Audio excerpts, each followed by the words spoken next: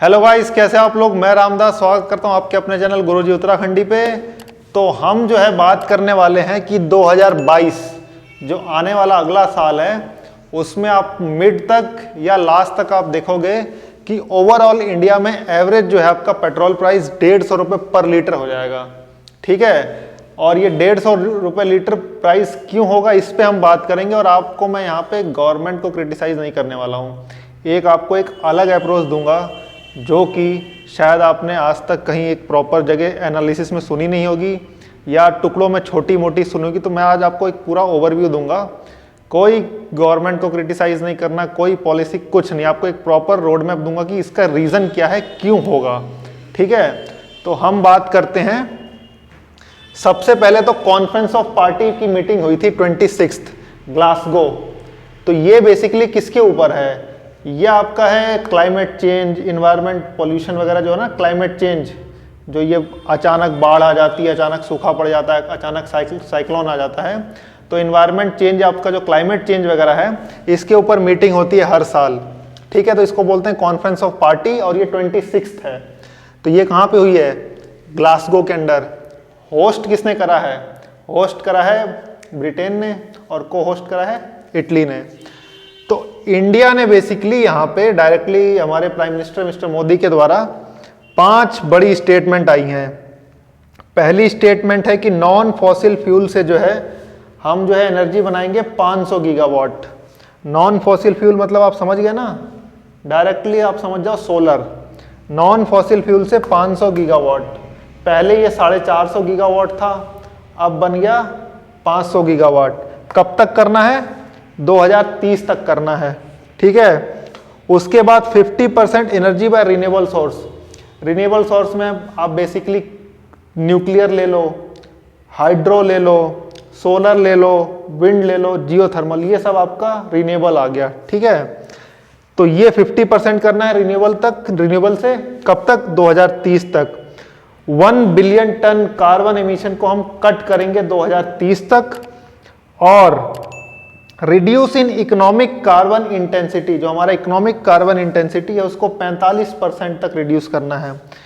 तो ये चारों चीजें होंगी 2030 तक। Fossil fuel, non fossil fuel 500 gigawatt, 50% energy by renewable source, 1 billion ton carbon emission का कट करना है और इकोनॉमिक कार्बन इंटेंसिटी को 45% कम करना है। तो ये चारों चीजें कब हैं, 2030 तक। और नेट जीरो कार्बन एमिशन होगा 2070 तक। आप सबसे पहले तो यहां समझो नेट जीरो और ग्रॉस जीरो। ग्रॉस का मतलब होता है कि भाई हम कार्बन एमिट ही नहीं करेंगे, तो ये चीज पॉसिबल नहीं है। तो नेट जीरो का मतलब होता है कि जितना हम कार्बन प्रोड्यूस करेंगे उतना ही कार्बन हम एब्जॉर्ब कर लेंगे। अब कैसे एब्जॉर्ब होगा, पेड़ पौधे लगाएंगे, कुछ चीजें करेंगे, अलग अलग चीजें करेंगे, तो उसके थ्रू जितना कार्बन हमने प्रोड्यूस करा उतना ही हम एब्जॉर्ब कर लेंगे। तो ये चीजें आपको मैंने सामने दिखा दी कि ये 2030 तक और ये 2070 तक होना है। 70 तक रहे ना रहे अलग बात है, हम में से आधे लोग तो निपट चुके होंगे। अब ये चीजें होंगी कैसे। पॉल्यूशन मैं ज्यादा डिटेल में नहीं जाता हूँ, सबको पता है पॉल्यूशन के मेजर सोर्सेस क्या हैं। अर्बन इलाके के अंदर गाड़ियाँ, पेट्रोल डीजल की गाड़ियाँ धुआं छोड़ती हैं, पॉल्यूशन होता है और बड़े स्केल पे पॉल्यूशन होता है। और दूसरा मेजर रीजन है इंडस्ट्रीज। मैं प्राइवेट इंडस्ट्रीज की बात नहीं कर रहा हूँ, इंडस्ट्री में आते हैं, इलेक्ट्रिसिटी इंडस्ट्री में। तो बिजली किससे किससे बनती है, कोयले से, national thermal power corporation, hydro, पानी से, तीसरा सोलर, विंड, पंचक्की, जियोथर्मल। जियोथर्मल क्या होता है कि बेसिकली कुछ हिंदुस्तान में, पूरे विश्व में जमीन के अंदर कुछ ऐसी जगह पे हैं जहाँ की गर्मी काफ़ी ज़्यादा है, तो वहाँ एक बहुत ही एक जो है पाइप डाली जाती है जमीन के अंदर जिसके थ्रू पानी जाता है और वो सर्कुलेट होकर स्ट्रीम के थ्रू बाहर आता है। तो स्टीम जो है वो पहिया घुमा देती है, पहिया घुमा तो बिजली बन गई। मैं आपको शॉर्ट फॉर्म में बता दिया, टेक्निकलिटी में नहीं जाता हूँ। तो ये हो गया जियोथर्मल। तो बिजली बनती है एनटीपीसी से, हाइड्रो से, सोलर से, विंड से, जियोथर्मल से, और भी चीज़ें हैं उसमें हम नहीं जा रहे हैं। तो फिलहाल बिजली इससे बन रही है। अब इसमें भी 69 to 70% हिस्सा कोयले का है। नेशनल थर्मल पावर कॉरपोरेशन कोयले से बन रही है। बीच में आपने सुना होगा ना, कोयले की कमी हो गई हिंदुस्तान में, जो है ब्लैकआउट होने वाला, हुआ नहीं वो बात अलग है, लेकिन कोयले की कमी से इतनी बड़ी जो है दिक्कत आ गई थी। तो पूरे हिंदुस्तान में 135 जो है नेशनल थर्मल पावर स्टेशन है।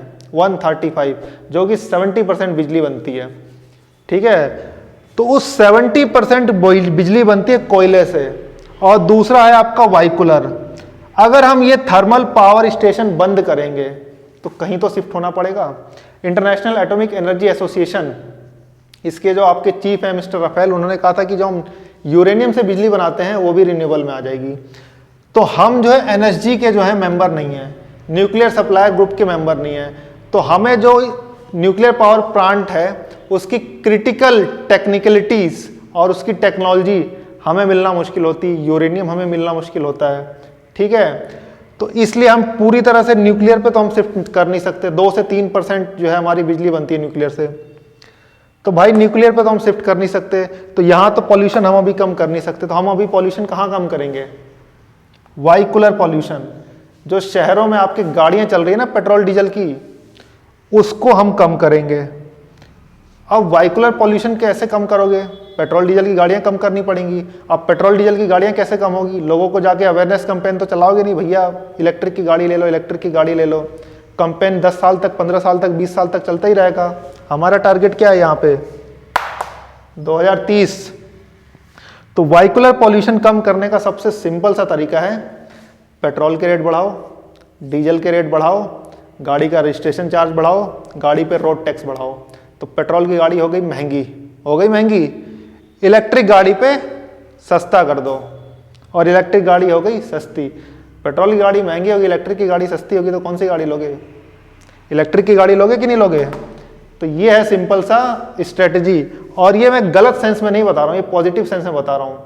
ठीक है, यहाँ पे किसी गवर्नमेंट को क्रिटिसाइज नहीं करना, कुछ नहीं करना, पॉजिटिव सेंस में ये होगा और होने वाला है।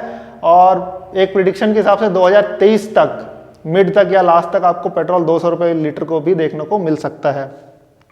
तो कहने का मतलब, अगर हम पूरी तरह से मान लो, अगर हमें एनएसजी की सदस्यता मिल जाती है कुछ टाइम में, और मिल भी जाएगी, तो क्या हम 100% यूरेनियम की बिजली बनाएंगे?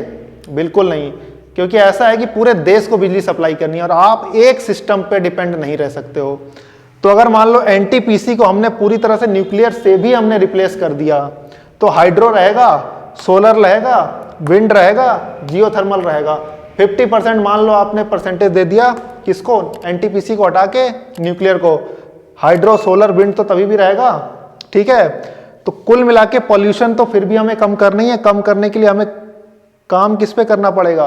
वाइकुलर पे। और वाइकुलर का मैंने आपको बता दिया, पेट्रोल बढ़ेगा, रोड टैक्स बढ़ेगा, और आपका रजिस्ट्रेशन चार्ज बढ़ेगा, और उस पे जो है आपका इलेक्ट्रिक पे कम हो जाएगा। इलेक्ट्रिक पे अभी जीएसटी 5% है, और पेट्रोल की गाड़ी पे जीएसटी बहुत ज़्यादा है, उस ऊपर से सरचार्ज और टैक्स भी लगता है। तो आने वाले टाइम में ये होना है। फ्यूचर में आपको गाड़ी लेनी है तो आप कौन सी लो? इलेक्ट्रिक की, तो आप खुश रहोगे। ठीक है, और गवर्नमेंट को कोसना बंद करो। तो उम्मीद है आपको समझ में आएगा। समझ आया तो वीडियो को शेयर करो, लाइक करो और चैनल को सब्सक्राइब करो। Thank you. For more online courses, download Vedasri Learning app.